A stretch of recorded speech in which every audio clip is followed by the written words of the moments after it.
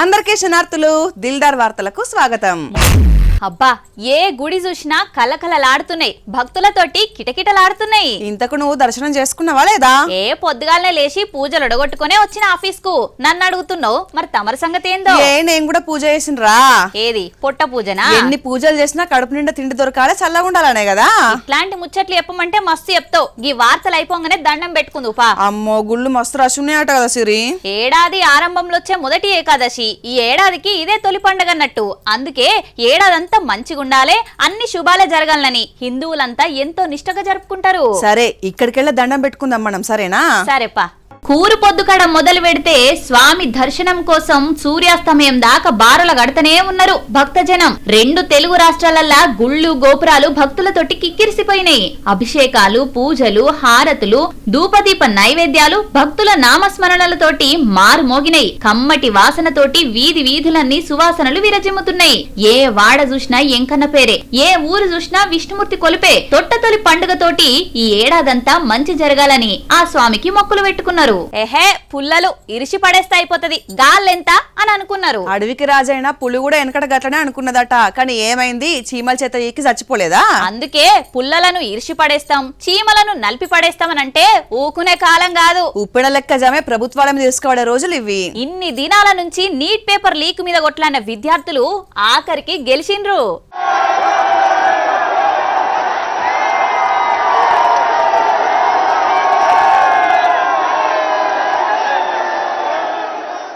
బొద్దింకలే కదా అని అనుకున్నారు మొదలు.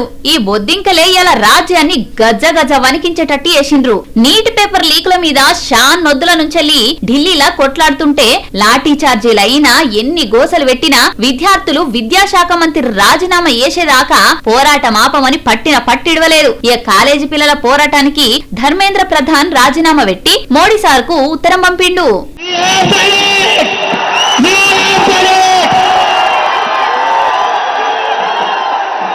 धर्मेंद्र प्रधान ने रिजाइन कर दिया है।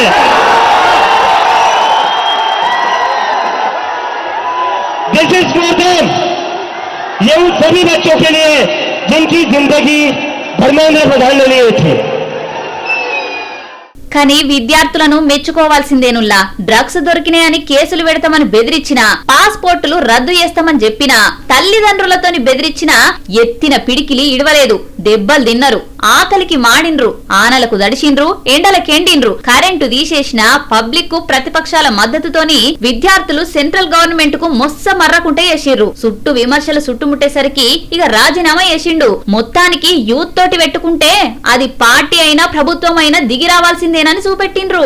అయ్యో పాపమని తెచ్చి పక్క పొంటి కూర్చుండ పెట్టుకుంటే కొందరు ఎగిరెగిరి పడుతున్నారు. ఏమో పోనీ పాపమని చూస్తుంటే ఊక కాకలెక్క కాయకాయ మొత్తుకుంటున్నావు. ఏంది నువ్వు చేసింది చెప్పు? ఎన్నిసార్లు అడుక్కున్నావు నువ్వు నన్ను జాబు చూడు అని? నువ్వు చేసింది ఏం లేదు. నేను నా టాలెంట్ తోటి ఒక్కొక్క మెట్టు ఎక్కుకుంటా శిఖరం ఎక్కుదామని చూస్తుంటే నా కాళ్ళ కట్టెలు పెడుతున్నావా? కట్టెలు ఇగో సేమ్ గిట్లనే నడుస్తున్నదిలా గీల పంచాయతీ కూడా. ఎస్సీ నియోజకవర్గం అంటే అహంకారము. నీ అహంకార పూరితమైన రాజకీయాన్ని సాగు దెబ్బ కొడతామని కూడా హెచ్చరిస్తాను నేను. మా దప్పులు మోగుతాయి, మా దండోరు లేస్తుంది, మా జోలికి వస్తే రాజకీయ సమాధికి నేను దప్పులు కొడతాం. మంగళ సామెల్ గారు ఏది ఆలోచించి మాట్లాడుతున్నారు? నాకు టికెట్ ఇప్పియమని చెప్పి మా ఇంటికి ఒక 100 సార్లు వచ్చిండు. మన తుంగతుర్తితో సంబంధం లేకపోతే మా ఇంటికి వచ్చి టికెట్ ఇప్పియమని ఎందుకు అడిగిండో నాకు అర్థం కాలేదు. తుంగతుర్తి మోత్కూరులో 2 కిలోమీటర్ రోడ్డు కోసం 100 సార్లు తిరిగినా ఆర్మీ మినిస్టర్ నువ్వు ఏం చేసావు చెప్పు? ఏం చేసినావు? శవాల పేరు మీద రాజకీయాలు చేస్తారా? మొన్న వచ్చే నీ తమ్ముడు మాట్లాడిపోతాడు, వచ్చా నువ్వు వస్తావు. ఇక్కడ ఎమ్మెల్యే కూడా సోయలేదా? ఇదేనా కాంగ్రెస్ పార్టీని మీరు రక్షించేది? కాంగ్రెస్ పార్టీలో చేరినప్పుడు నేను అడిగిన 2 టికెట్లు బాన్స్వాడలో ఏనుగు రవీరెడ్డి గారికి, తుంగతుర్తిలో మందుల సామెల్ గారికి. ఈ 2 టికెట్లు కూడా నేనే అధిష్టానంతో మాట్లాడి నా టికెట్ తో పాటు వాళ్ళకి టికెట్ తీసుకొచ్చింది. ఈ నియోజకవర్గం మీద మాట్లాడే చివరిచ్చాడు. నాకెక్క లేకుండా నా నియోజకవర్గానికి అడుగు పెట్టింది అధికారాన్ని చివరిచ్చాను. పోటకాలే నీకు ఇదే తాగుద్దా? మీరు సమాధానం చెప్పాలి. పిసిసి అధ్యక్షుడు మహేష్ కుమార్ గౌడ్ గారికి నేను అప్పీల్ చేస్తా ఉన్నా. పార్టీ విధానం ఇదేనా? బట్టి విక్రమార్క గారు మనం చేస్తా ఉన్నా. ఇదేనా మా ఎస్సీ నియోజకవర్గాల మాకు జరిగే అవమానం ఇదేనా?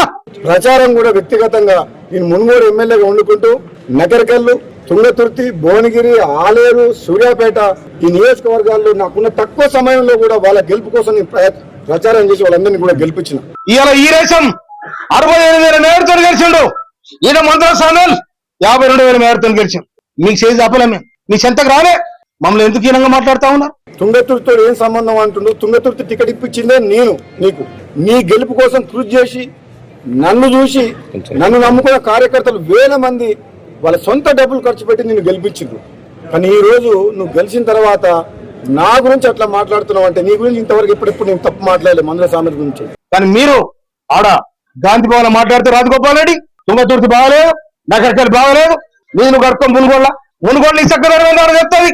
నాకు కూడా రిపోర్ట్ వచ్చింది మునుగోడులో ఇట్లా ఉందని. నాకు సమాధానం చెప్పాలి. రాష్ట్రంలో కాంగ్రెస్ పార్టీ కార్యకర్తలు కొన్ని నియోజకవర్గాల్లో కొత్తగా వచ్చిన నాయకుల వల్ల ఇబ్బంది పడుతుండ్రు. మొదటి నుంచి కాంగ్రెస్ పార్టీ నమ్ముకున్న కార్యకర్తలకు అన్యాయం జరగవద్దు అని చెప్పి గాంధీ భవన్ సాక్షిగా చెప్పినా, మళ్ళా ఇప్పుడు చెప్తున్నా, తుంగతుర్తి నగరికలు కాదు రాష్ట్రం మొత్తంలో తెలంగాణలో ఉన్న కాంగ్రెస్ పార్టీ కార్యకర్తలను కాపాడుకోవాల్సిన బాధ్యత నాలాంటి వ్యక్తి మీద ఉన్నది. తెలంగాణ ఉద్యమంలో రాజీ లేని పోరాటం చేసిన మేము మళ్ళా నిజమైన కాంగ్రెస్ పార్టీ కార్యకర్తలను కాపాడుకుంటే ఎంత దూరమైన పోతాము. నిన్న మొన్న వచ్చిన లీడర్లు కాంగ్రెస్ పార్టీలో టికెట్లు తీసుకొని ఎమ్మెల్యేలు ఎంపీలు పదవులు తీసుకొని కాంగ్రెస్ పార్టీ కార్యకర్తలను ఎక్కడ ఇబ్బంది పెట్టినా ఊరుకునే ప్రసక్తే లేదు. ఈ ఆయారాం గయారాంలకు భయపడేది లేదు.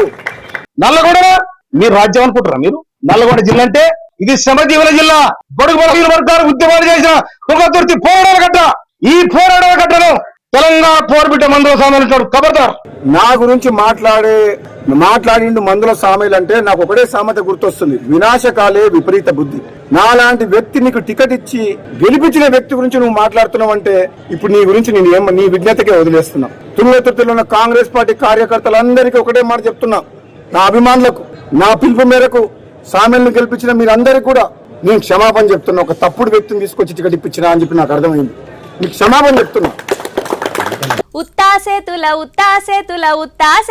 ఉంచా పిల్ల.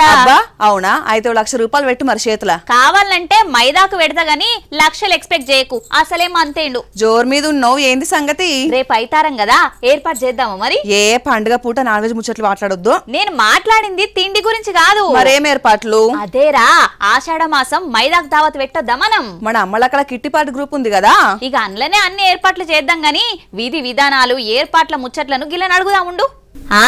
అందరు వచ్చినట్టున్నారు కదా, మనమే ఆలస్యమిగా. ఏర్పాట్లు కూడా అయిపోయినాయి. అమ్మవారిని పెట్టుకుని మైదాకు తెచ్చి నూరుకొని వాడకట్ట అమ్మలక్కలంతా అరచేతులు నింపిర్రు. పెళ్లిగాని పిల్లలు పెట్టుకుంటే మంచి భర్తొస్తాడని, పెళ్లైనోళ్ళు పెట్టుకుంటే సంసారం మంచిగా గోరింట వండినట్టు వండుతుందని పెద్దలు చెప్తారు. అందుకే ఆషాఢం నెల ఎంత లేనోళ్ళైనా ఈ మైదాకు చేతులకు పెట్టుకొని మురిసిపోతారు.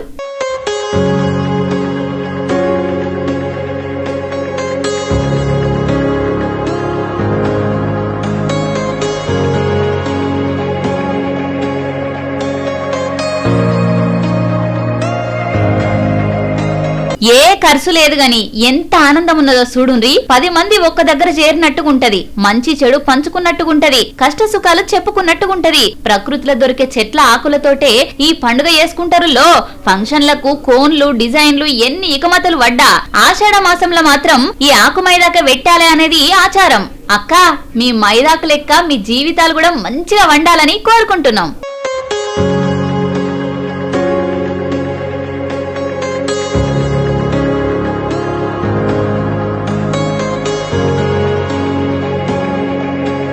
వచ్చేనంటే వానొస్తది, వానొచ్చేనంటే వరదొస్తది.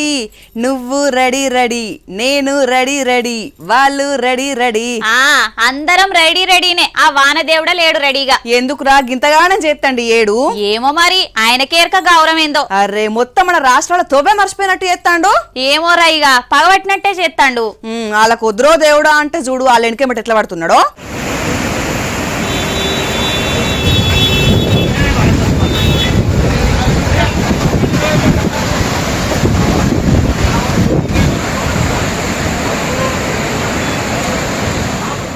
అమ్మో అమ్మో ఏం వానలు, ఏం కథ. పోయినేడు మనకు వడ్డట్టే ఉన్నాయి కదా, 2 ఏళ్లకు సరిపడా ఒకటే దంచుడు దంచుతున్నాడు. పార్సిల్ పంపేటి అయితే మన దిక్కు తెచ్చుకున్న ఒడవని వానలు గుజరాత్, హిమాచల్ ప్రదేశ్, ఉత్తరం మొత్తం ఊపేస్తున్నాడు. వానకాలం అంతా కురిసే వానలు నెల 15 రోజుల్లోనే పడేటట్టున్నాయి. నదులు అప్పుడే వంగుతున్నాయి, కట్టలు దిగుతున్నాయి, ఇండ్లు రోడ్లు మునుగుతున్నాయి. చేయవలసిన రచ్చంతా ఎత్తనే ఉన్నాడు.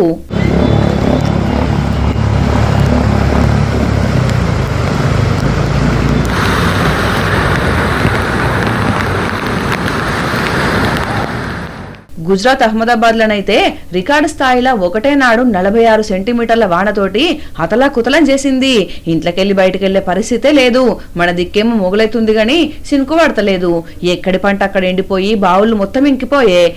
సాగు నీళ్లకు సావయ్యే పరిస్థితి వచ్చింది.